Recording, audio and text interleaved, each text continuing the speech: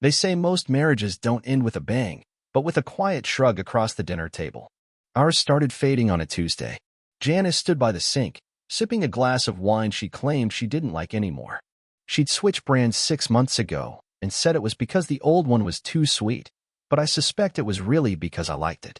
I was sitting at the kitchen island, laptop open, pretending to look at quarterly numbers while actually staring at the reflection of her in the microwave door. She used to hum when she did dishes. That stopped around March. We've been married 8 years. Together for 11. Bought our house 5 years ago, had the backyard leveled, got into composting for a while. Her idea. She has ideas. Big ones. Bright, fleeting, exhausting ones. Like the herb wall that dried up in 3 weeks, or the no TV for a month experiment that somehow lasted 2 days. She's one of those people who needs novelty the way some folks need caffeine. And I was novelty once. Back when I was freelancing, playing guitar, throwing weekend brunches with eggs and smart talk. I'm not that guy anymore. I work in logistics now. Warehouses and spreadsheets and vendor calls. My hands smell like hand sanitizer and cardboard. She says I settled in like it's a bad thing. I thought that's what marriage was, settling into something, making it livable. But lately, things felt more like we were co-managing a failing startup than sharing a life. We had performance reviews instead of conversations. Do you think you could be more present at dinner? Can you try not to check your email while I'm talking? Sure, Janice. I'll try. I didn't think she was cheating. Not yet.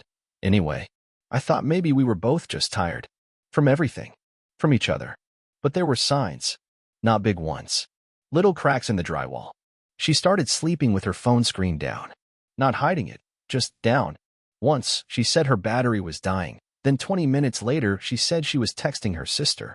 I asked if she got a new charger. She blinked and said, "What?" There was the perfume in the car, too. Not the cliché kind. I'm not talking about mystery scents or lipstick stains. I'm talking about absence. Like she sprayed something new, then rolled the windows down on the highway to let it fade before she got home. Like she'd already thought ahead. That's the thing about Janice. She always thinks ahead. Chess, not checkers. I thought maybe I was imagining things. So I started writing stuff down. I kept a note on my phone. Monday, late home, said team dinner, no meeting on calendar. Thursday, wore heels to grocery run. Saturday, locked herself in guest room for Zoom call, laughed once, then muted fast. I'm not a paranoid guy. I'm not. But when you start living with silence instead of trust, you either get numb or you start investigating. It didn't help that her best friend, Melissa, stopped coming around. Melissa used to drop by on Sundays with bagels and drama, but now she sent birthday texts like she was in witness protection. One night I texted her just to say hey. She replied, "Hey, can't talk right now, hope all is well," with a smiley face that might as well have said, "I know." So I did what I do best. I researched. I didn't snoop. No rifling through bags, no checking phone histories. That's for amateurs. I watched. I waited. I started looking at what changed and what didn't. Here's the weirdest thing I noticed. Every Friday, she left her Fitbit on the nightstand. She never took that thing off. She was obsessive with her steps. She once made us walk the airport terminal for 20 minutes because she was 1,000 short. So why the sudden abandonment? And then it hit me.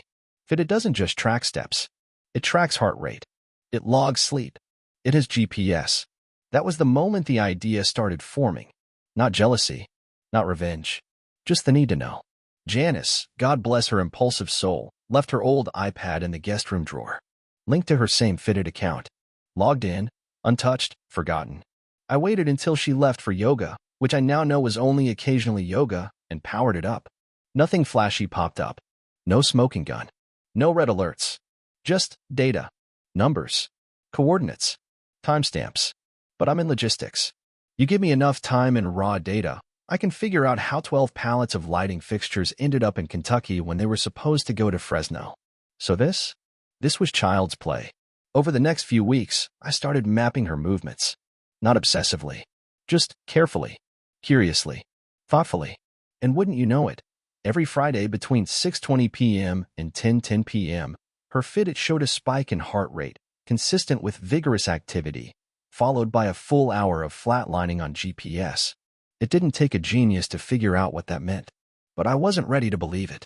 Not yet. Not until I found the thing I couldn't explain away. The one little detail that shattered the whole illusion. And I did.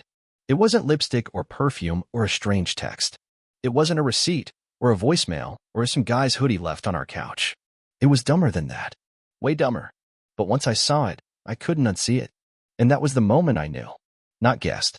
Not suspected. Knew. It started with a password reset email. Not hers, mine. I got the notification on a Wednesday morning, just after finishing my third Zoom call of the day. It said someone had requested a password reset for my LinkedIn account. Seemed weird. I hadn't touched LinkedIn in months. I clicked secure your account, reset the password myself, and went on with my day. Didn't think much of it. Not until I logged in and saw a bunch of changes to my profile I didn't make. New headline. Director of Strategic Partnerships, open to work. A location shift. Phoenix area. Even my About Me section had been rewritten. I was now, apparently, excited about remote-first companies and available for consulting. None of it made sense. Except that it did. Because Janice had a friend, Carly, who worked in recruiting. And Janice had mentioned, maybe once or twice, how she thought I was wasting my potential. You're too smart for shipping containers, she said.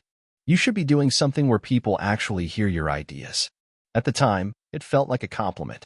Now, it sounded more like an exit strategy. I sat there staring at the screen. My photo. My name. But not my words. It was like someone trying to recreate me from memory and getting it all just slightly wrong. I thought maybe Carly had done it. Maybe Janice had talked me up, and Carly thought she'd help nudge me into a better job. But Carly and I weren't exactly close. I barely remembered her last name. Why would she take the time to rewrite my whole profile? Then I noticed something. One of the new profile sections was a featured link, a shared Google Doc titled Jordan Sample Portfolio, Strategic Work. I clicked. It was a document someone had mocked up using my name. It had job experience I'd never had, accomplishments I couldn't even fake. One section listed a project involving AI implementation at a major food distributor. I've never worked in food, never touched AI, never even liked AI. But it wasn't the lies that got me. It was the sharing history. You ever open a Google Doc and click that little icon at the top, the one that shows who else has viewed or edited the file? Yeah, that one. There were only 2 other people on the sharing list. Janice.bartley@gmail.com. Chris, Daniels.47@outlook.com. Who the hell is Chris Daniels?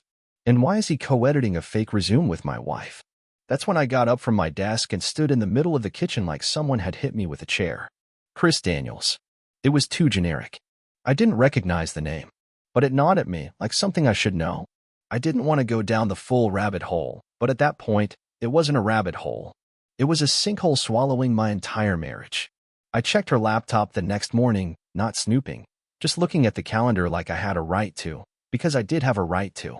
We use a shared Google account for household stuff. Groceries. Chores. Bills. Except hers was no longer synced to the shared calendar. It had been disconnected 2 weeks ago. I opened a browser and typed in Chris, Daniels.47@outlook.com. No results. Then I remembered something from 2 years ago, a wedding we went to in Austin. One of Janice's college friends married a guy who worked in design. Chris. We'd all gotten drinks after the reception. I didn't think much of him at the time. Shy. Skinny. Wore sneakers with a suit. Talked about UX like it was a religion. I texted Janice mid-morning. Hey, you remember that guy from Maggie's wedding? Chris something. She took 20 minutes to reply. Which one? The kind of answer you give when you're choosing your lie. That's when I did something I'm not exactly proud of. But it wasn't illegal. And it wasn't dishonest. It was strategic. I created a fake Gmail account using the name Tasha Andrews Design, with a profile photo of a woman wearing sunglasses and a scarf. Then I sent Chris an email posing as a client looking for a branding strategy. He replied, fast, and signed it Chris Daniels, Bartley Group Consulting. Bartley. Her last name. They were working together. Or playing house. Or both. You know what gave it all away? Not the fact that he replied. Not the email signature. It was his out-of-office reply. It was set to activate every Friday from 4 p.m. to midnight. Unavailable. Attending client meetings. Please email again after 12 a.m. or expect a response Monday morning. Client meetings. The same time Janice's fit, it would spike and her GPS would flatline. I closed the laptop. Sat in the garage for an hour. Didn't cry. Didn't scream. Just sat there, trying to figure out how you go from married to deleted in 8 months. By that point, I knew everything I needed to know. And I didn't confront her. Not yet. That'd be too easy. I just started watching her like a scientist watches a rat in a maze. Smiling, nodding, going along with it. Because the worst part wasn't that she was cheating. It was that she was doing it like I was too dumb to notice. And now? Now she was going to learn exactly what happens when you bet against a man who spent his whole life solving puzzles. I wasn't going to scream, or cry, or beg. I was going to design my response. Because if she wanted to play the strategist, she just declared war on one. The funny thing about betrayal is how ordinary everything feels right before it explodes. That Saturday morning, Janice was making pancakes. She never makes pancakes. She usually doesn't do breakfast, which is code for coffee and 3 hours of Instagram scrolling in her robe. But that morning, she flipped flapjacks like she was auditioning for a cooking show. She even offered me one with blueberries, the kind she knows I don't like. I accepted it anyway, because this whole thing? It was a performance now. I was the audience. And she was center stage, wearing the mask of a woman who thought I was still asleep at the wheel. I watched her while she moved around the kitchen, light on her feet, humming like she used to. You'd never guess she was balancing 2 lives on that apron string. After breakfast, she mentioned heading out to check out an art gallery with Caitlin. Caitlin, who lives in Denver. I didn't correct her. I just nodded like an idiot who doesn't own a calendar. Have fun, I said, clearing my plate. Send me a picture if you see anything you like. I will, she said. She wouldn't. She never does. She left wearing the gold earrings she claimed were a gift from her mom, except her mom asked me 3 months ago where Janice got them. They weren't her mom's. They weren't from me. They were from Chris, who apparently enjoys playing dress-up with other people's wives. I waited until she was gone, then grabbed the envelope I'd prepped the night before. Not some dramatic file of cheating evidence, nothing cliché like that. Just one simple page, printed in bold font.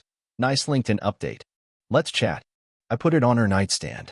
Next, I pulled out the burner phone. I didn't get it to be shady. I got it so I could log into my fake Gmail without accidentally triggering a sync across our shared devices. I texted Chris from the client email again. Hey, are you still free to meet at the studio today? Running a bit behind. He replied within minutes. No worries. I'm here all afternoon. Just come through the main entrance. I'll buzz you up. Studio. So now it wasn't just a fake business. It had an address. I didn't go to the studio. I went to the parking lot across the street and waited in my truck. She showed up at 1:17 p.m. Different outfit. Hair down. Heels. Same earrings. She looked good. Not for me. For him. I stayed until they both disappeared into the building. I gave them 45 minutes. That's how long the average client meeting lasted on her calendar, based on her fitted data. Yeah, I checked. I don't play blind. Then I drove home and waited. She walked back in at 5:04, glowing like she just came from a yoga retreat, dropped her keys in the bowl, slipped off her heels, and padded barefoot into the living room like nothing had changed. I looked up from the couch. Have a good gallery trip? She froze for half a second. It's subtle, but it's there, that millisecond where the brain stalls trying to sync the lie with the moment. Yeah, she said quickly, there was this whole abstract exhibit on urban decay. Really cool. Nice, I said. Sounds meaningful. She nodded and walked to the bedroom. I waited. 10 minutes later, she came back out holding the envelope. Is this supposed to mean something? She asked, voice slightly higher than normal. Janice only uses that tone when she's already rehearsed 6 versions of the truth and doesn't know which one to lead with. I figured we should talk, I said calmly. You and your business partner. The one editing fake resumes for me on Google Docs. Her lips parted, but no sound came out. Just a quiet exhale. A system reboot. Look, Jordan. No. Let me. You've been careful. I'll give you that. You didn't use your phone. You didn't use your car. You even kept your calendar clean. But you forgot one thing. She stared. You forgot that I'm smarter than you. Silence. I continued. I don't care about the affair. Not really. I'm not here to beg or cry or throw things. That's not who I am. But I know everything now. The Friday nights. The job profile. The studio you said didn't exist. All of it. Her face twisted, like she wanted to get mad but didn't know which angle to attack from. I didn't plan for this to happen, she said, like she was auditioning for the role of victim in a movie I didn't buy a ticket to. I actually laughed. That line. That's the one you go with? Out of all the options. I'm serious, Jordan. Things just changed. No, I said, standing now. You changed. I stayed. That's the whole story. I picked up my keys, walked to the door, and turned back. By the way, I scheduled a couples session for Tuesday. You won't be attending. I will. Alone. Just thought the therapist deserved one honest person in the room. And I left. She didn't follow. She didn't call. She didn't text. Which told me everything I needed to know. There's a unique kind of pleasure in being underestimated. Janice thought I'd spiral. That I'd grovel or ghost or lose my mind trying to win her back or burn it all down. She thought I'd unravel. She didn't expect me to organize. The day after I walked out, I took a half day from work. Told my boss I had a family issue to handle. Not a lie, just not his business. Then I drove to a storage facility 20 minutes out of town, one I'd reserved online at 6:03 a.m. that morning, while Janice was still asleep in our bed, alone. I'd already packed half my stuff. Quietly, over the last 2 weeks. My guitar, old journals, a few tech things she never touched. I knew exactly how many minutes it would take me to move the rest, 38. I timed it.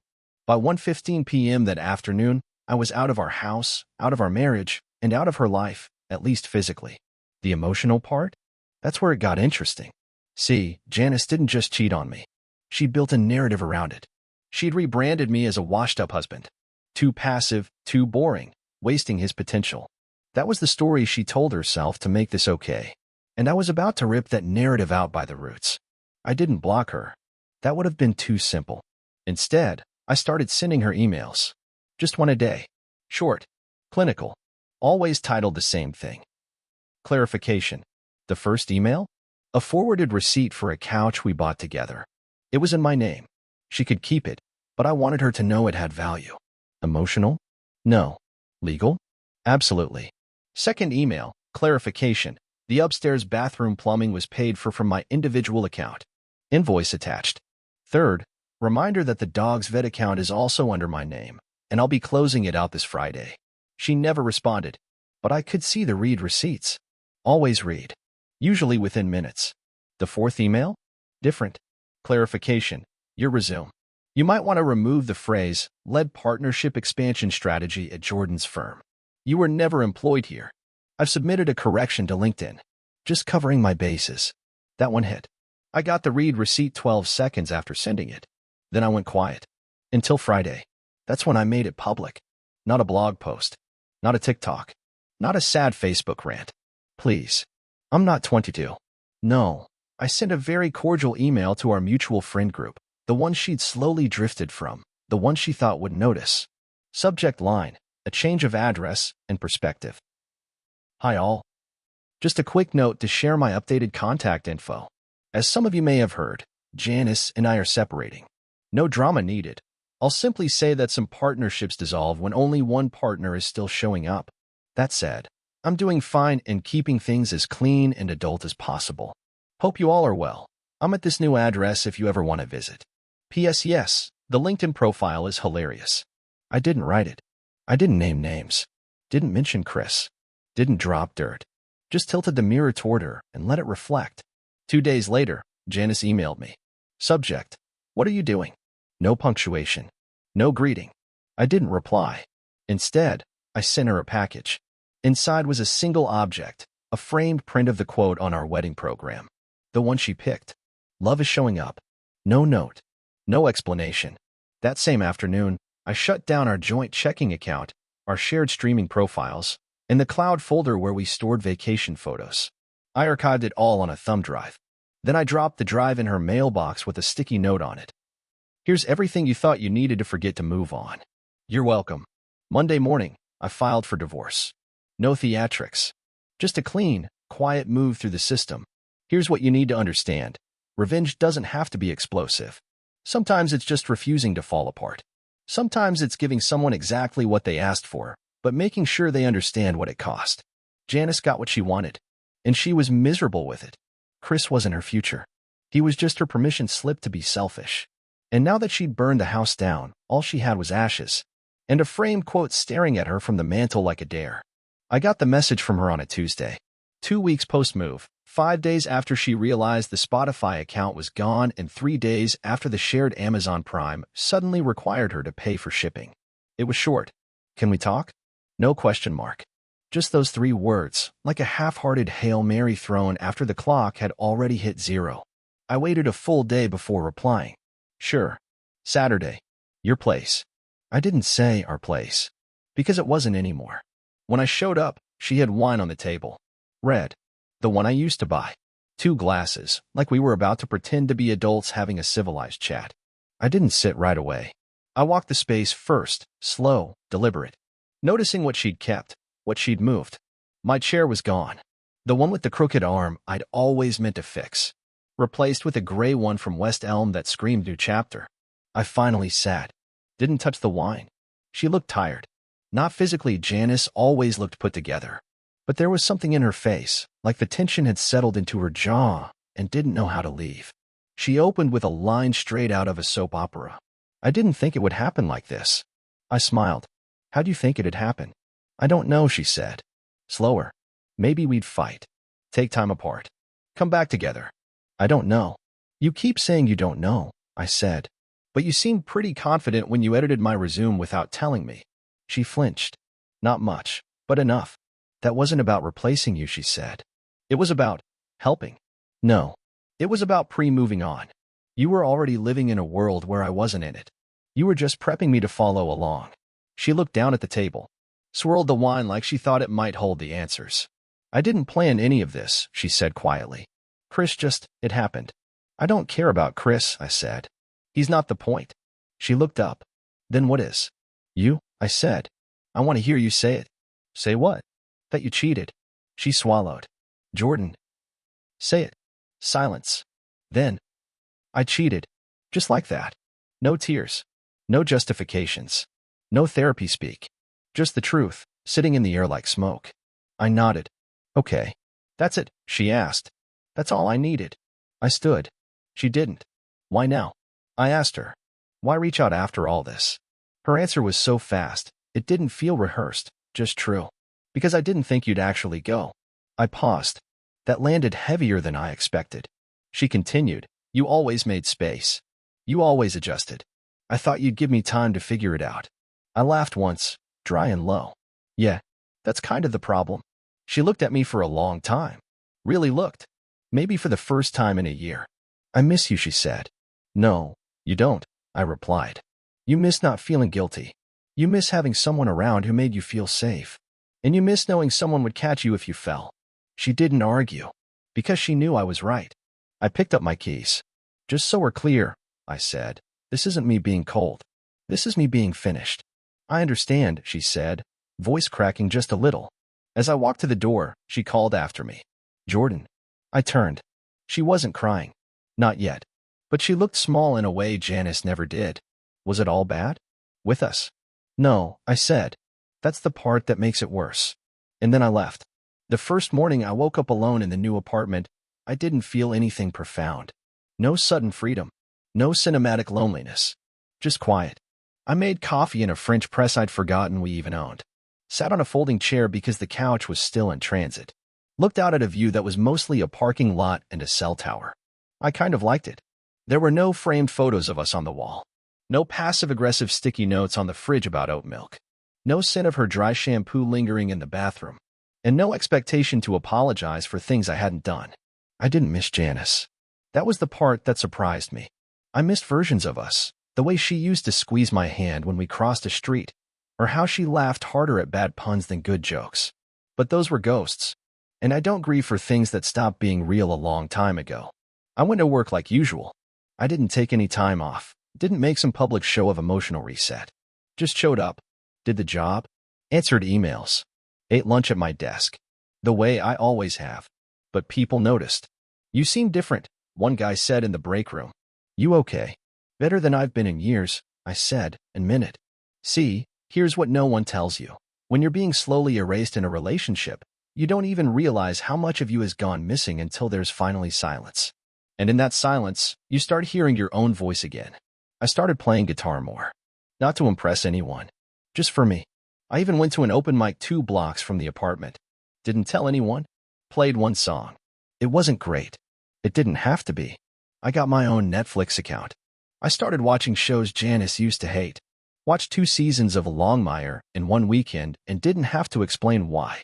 I stopped pretending I liked rooftop brunches. I unsubscribed from the Wine of the Month club she signed us up for that always sent Syrah, which neither of us liked.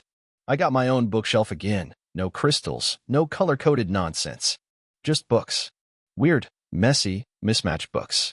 A few weeks later, Melissa, Janice's old best friend who vanished right before things fell apart, reached out. Sent me a DM on Instagram. Hey, just wanted to say I'm sorry. I saw it happening. I didn't know what to do. I should have said something. I replied, you didn't owe me anything. But in a weird way, I appreciated it. It confirmed what I already knew. It wasn't in my head. I wasn't paranoid. I was just paying attention while the rest of the world was too polite to speak up. Janice hasn't contacted me since the final conversation. Not a word. I think she knew there was no coming back from that. I ran into her once, at a gas station of all places. We locked eyes across the pump lanes. She gave me this soft, sad little nod, like she was acknowledging something that didn't need words. I nodded back. Then I left. I didn't feel angry. I didn't feel victorious. I felt done. I'm not interested in starting over anytime soon. Not chasing some rebound story. Not reinventing myself. I'm just living like someone who finally stopped lying to himself. Because that's what it really was. The worst part of being cheated on isn't the betrayal. It's realizing how many times you looked away when the truth was standing right in front of you, wearing your favorite hoodie and calling it just a phase. So what now? Now, I work. I read. I sleep better. I spend less time wondering if I'm being good enough for someone else, and more time making sure I'm just being real. I don't need closure. I have peace. And I'll take that trade every time. Subscribe to the channel